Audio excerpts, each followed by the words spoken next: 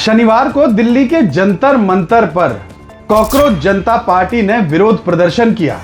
यकीन मानिए, अगर मोदी सरकार इस जंतर मंतर पर विरोध प्रदर्शन की इजाजत ना देती तो बहुत बड़ा अनर्थ हो जाता। एक ऐसा अनर्थ होता जिसकी खबरें न केवल हिंदुस्तानी मीडिया में बल्कि दुनिया के अलग अलग जो बड़े देश विरोधी जो राष्ट्र हैं वहां हेडलाइन बनती। दुनिया के कई देशों में ये खबरें जाकर के छपती कि हिंदुस्तान के अंदर मोदी सरकार ने विरोध प्रदर्शनों का दमन कर दिया। और बहुत कुछ इसमें खराब हो सकता था। क्या क्या हो सकता था वो मैं आपको एक एक करके समझाऊंगा।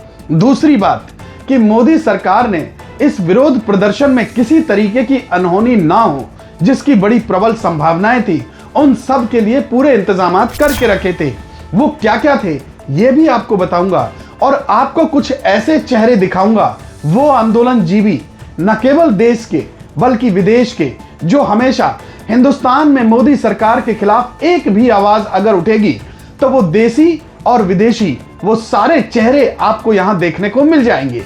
तो आखिरकार ये जो कॉकरोच जनता पार्टी का विरोध प्रदर्शन हुआ, ये कैसे देश विरोधी ताकतों का एक जमावड़ा था और इसमें कुछ न कुछ अनहोनी या अनर्थ करने की साजिश थी। लेकिन भला हो मोदी सरकार का जो पहले से चीजों को भांप लिया और समय रहते इन लोगों की मनमानी मुराद पूरी कर दी, यानी इनको इजाजत दे दी। अब जरा ध्यान से इस पूरे वीडियो की एक एक लाइन को अंत तक ध्यान से सुनिएगा तो आपको इस पूरी साजिश की एक एक कड़ी बड़ी आसानी से समझ में आएगी।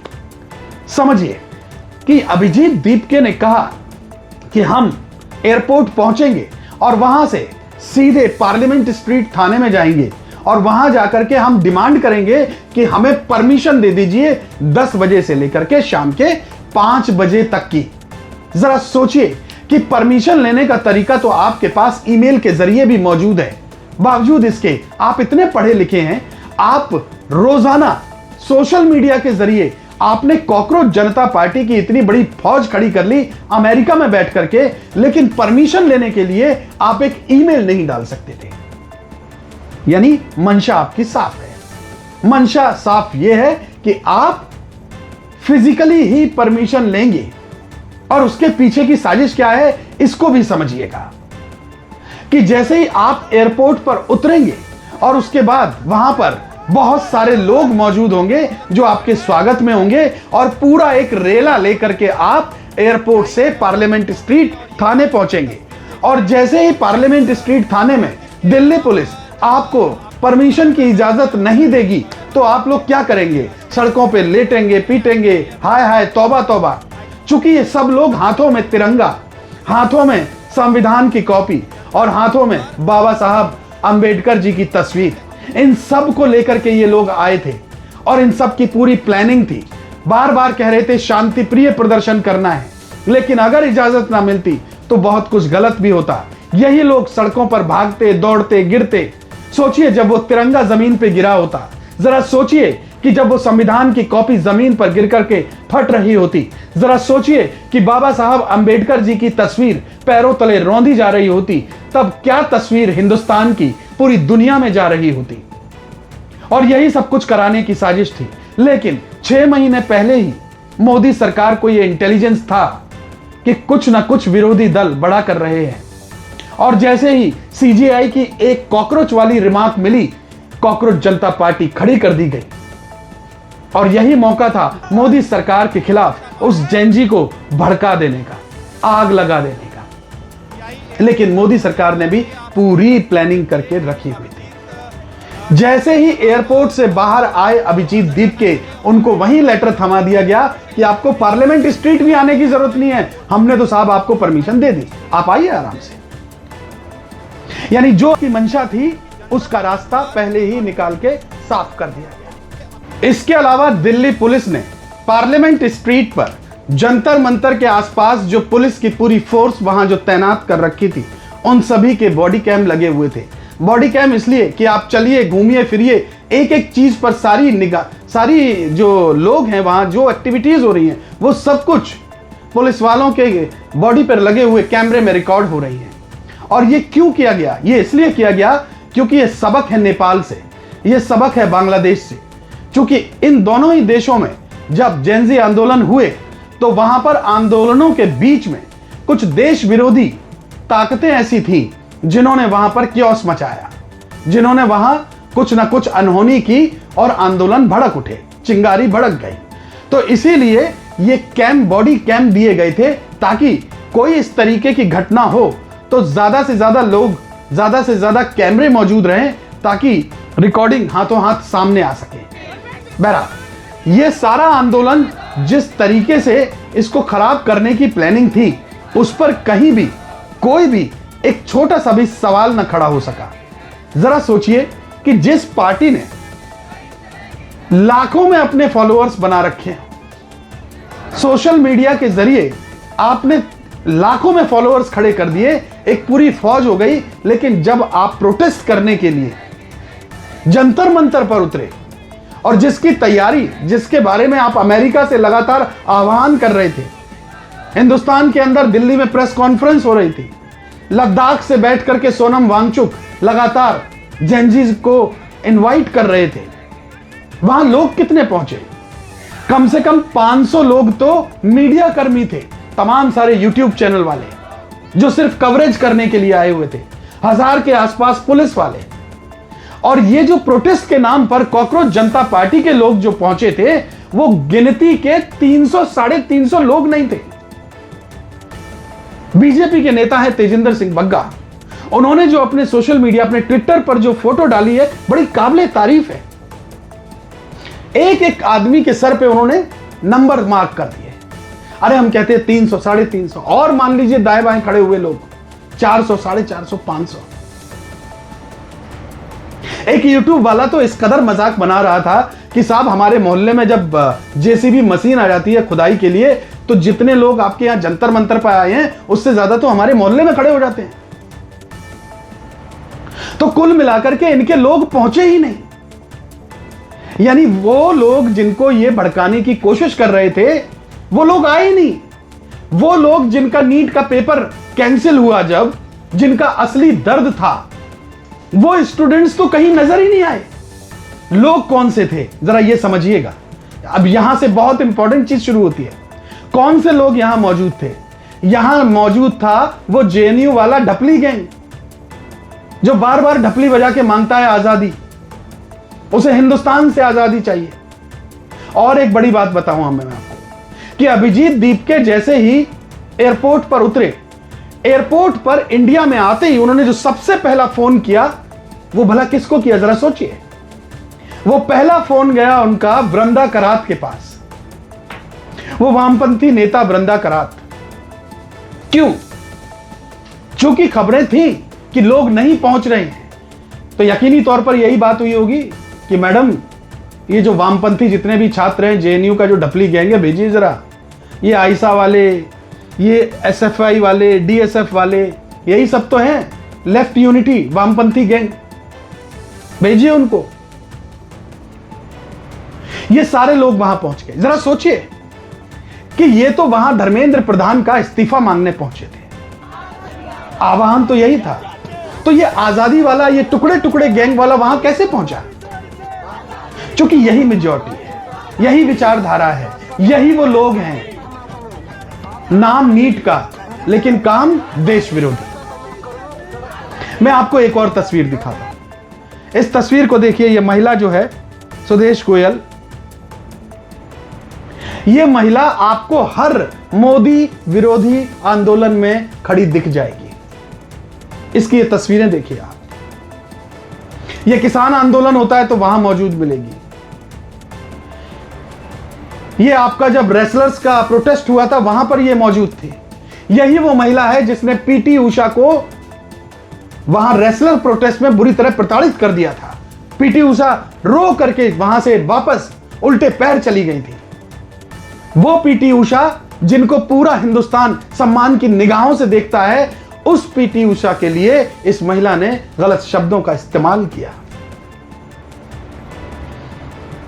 और आपको एक बड़ी बात बताता हूं। ये अभिजीत दीपके जब इंडिया के लिए रवाना हुआ, उससे पहले इसने एक टर्की मीडिया हाउस को इंटरव्यू दिया, टीकेटी वर्ल्ड।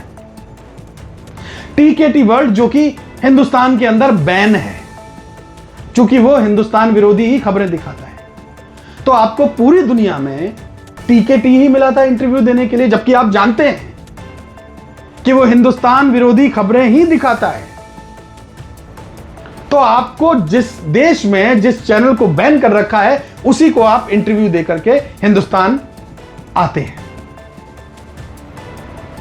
अब मैं आपको प्रदर्शन में मौजूद एक महिला और दिखाता हूं। इस महिला की तस्वीर देखिए। इस महिला का नाम है हेना एलिस पीटरसन, द गार्जियन में काम करती है। इसके ये ट्वीट आप अपनी स्क्रीन पर देख लीजिए। ये जितने भी ट्वीट हैं, ये सारे ट्वीट ये बताते हैं कि इस महिला ने रिपोर्टिंग करनी है और हिंदुस्तान की जो गलत इमेज है वही अपने लेखों में, वही अपनी ट्वीट में, वही अपनी रिपोर्टिंग में इसने वर्ल्ड को देनी है। ये हेना एली पीटरसन के ये सारे ट्वीट देखिए, एक एक करके पढ़ लीजिए। चाहे किसान आंदोलन हो, चाहे रेसलर्स प्रोटेस्ट का मामला हो, चाहे जिस वक्त ट्रंप इंडिया आए थे तब बवाल हुआ था, तब की ये वीडियो है, ये तब के ही इनके ट्वीट पड़े हुए। तो कुल मिलाकर के ये फिर जनता मंतर पर भी मौजूद थी। यानी जितनी भी देश विरोधी ताकतें हैं वो सारे लोग यहां मौजूद थे। चूंकि यहां कुछ भी गलत थोड़ा सा भी होता, कोई भगदड़ मचती, कोई गिरता, कोई पढ़ता, तो ये सारी खबरें आज की तारीख में इंटरनेशनल हेडलाइन बन रही होती। लेकिन अफसोस ऐसा हो ना सका। एक और तस्वीर देखिए। यह तस्वीर अरफा खानम की है। अरफा खानम क्या बोलती है, कितना बोलती है, यह मुझे बताने की जरूरत है नहीं। लेकिन कल एक अच्छी बात यह हुई, हम आपको वीडियो अरफा खानम का उनके चैनल पे जाकर के आप देख लीजिएगा। हम चूंकि कॉपीराइट की वजह से नहीं दिखा सकते, लेकिन अरफा खानम ने कल पहली बार कहा कि इतने लाखों लोग आपने सोशल मीडिया पे खड़े कर लिए और मुझे यहां कुछ नजर नहीं आते। यह सच्चाई है जो ना चाहते हुए भी आपको बोलनी पड़ती है, क्योंकि आप सच को झुटला नहीं सकते। और बाकी तो कहने ही क्या इन लोगों के। ये अभिजीत दीप के आंदोलन करने आए थे, 2-2.5 घंटे भी नहीं खड़े हो सके, 40 डिग्री का टेम्परेचर बर्दाश्त नहीं हुआ और ये फेंट होने लगे। इनको गाड़ी में ले जाओ, एसी में बिठाओ। ये सौरभ दास वहां स्टारबक्स की कॉफी पी रहे हैं, पीछे बुजुर्ग एक हवा कर रहा है, ये आंदोलन करेंगे। और इनके आंदोलनों में आने वाले लोग कौन हैं? वो एलजीबीटी के लोग, लिपस्टिक और आंखों में काजल सजाए लोग पहुंच रहे हैं, ये आंदोलनकारी हैं। तो कुल मिलाकर के यहां सब कुछ था, देश विरोधी सब कुछ था। सिर्फ एक चीज नहीं थी, वो थी नीट के नाम पर हुए आंदोलन में नीट के विद्यार्थियों का दर्द। यानी वो छात्र मौजूद नहीं थे जिनका दर्द झलकता, वो पेरेंट्स मौजूद नहीं थे जिन्होंने अपने बच्चे को पढ़ाया लिखाया और उनका एग्जाम कैंसिल हो गया। तो कुल मिलाकर के सब छलावा था, मकसद कुछ और, करना कुछ और, लेकिन दिखाना कुछ और। भड़काना था जेनजीज को, आग लगानी चाहते थे, लेकिन हो कुछ नहीं पाया, सिर्फ इसलिए क्योंकि यहां पर इंटेलिजेंस इनपुट थे, सुरक्षा एजेंसियां चौकन्नी थी और गृह मंत्रालय ने बहुत शानदार फैसले लेते हुए इनकी हर साजिश को नाकाम कर दिया। ये फूल लेके आए थे और फूल देके चले गए। और जरा सोचिए, आंदोलन की रूपरेखा यूं ही नहीं बनती। आपने फिर से एक तारीख दे दी कि 7 दिन का समय है। अगर 7 दिन में धर्मेंद्र प्रधान ने इस्तीफा ना दिया तो हम 7 दिन बाद फिर कुछ करेंगे, यानी अगले सैटरडे फिर, यानी जो करेंगे वीकेंड पे करेंगे साहब, वीकडेज में कुछ नहीं करेंगे। ये उसी जेनजीज का माइंडसेट है। अरे भैया, सैटरडे नाइट में क्या होता है, सैटरडे किस तरीके का मूड होता है, आप उसी सैटरडे पे जाना चाहते हो। अरे आंदोलन है, बैठिए ना, लगातार कीजिए ना, किसने मना किया? अरविंद केजरीवाल ने भी कहा था, किया था, तब वो जाकर के इतने बड़े नेता बने। और आप भी तो अरविंद केजरीवाल की आम आदमी पार्टी से ही निकल के आए हो सारे लोग, तो कुछ तो सीखा होता। बहरहाल हिंदुस्तान के जैन जी को पढ़ने में इन लोगों से एक गलती हुई। ये सनातनी देश है, सनातनी देश तोड़फोड़ में भरोसा नहीं, जोड़ में भरोसा करता है, जोड़ता है। विरोध है, अपनी बात रखने का अधिकार सबको है और रखना भी चाहिए। पेपर लीक हुआ, विरोध होना चाहिए, लेकिन ऐसे नहीं जैसे ये लोग कर रहे हैं। इसलिए आपकी इस साजिश का हिस्सा हिंदुस्तान का जैन जी नहीं बनेगा, ये आपको मान लेना चाहिए, समझ लेना चाहिए। बहरहाल इस पूरे विश्लेषण को लेकर के आपकी राय क्या है? अपनी राय कमेंट बॉक्स में दर्ज कीजिए। वीडियो बेहतर लगे लाइक कीजिए, शेयर कीजिए, चैनल को सब्सक्राइब कीजिए। जाते जाते आपसे एक छोटी सी गुजारिश, अपना ध्यान रखिए, अपने परिवार का ध्यान रखिए, खुश रहिए, मस्त रहिए, हमें दुआओं में याद रखिए। जय हिंद, वंदे मातरम।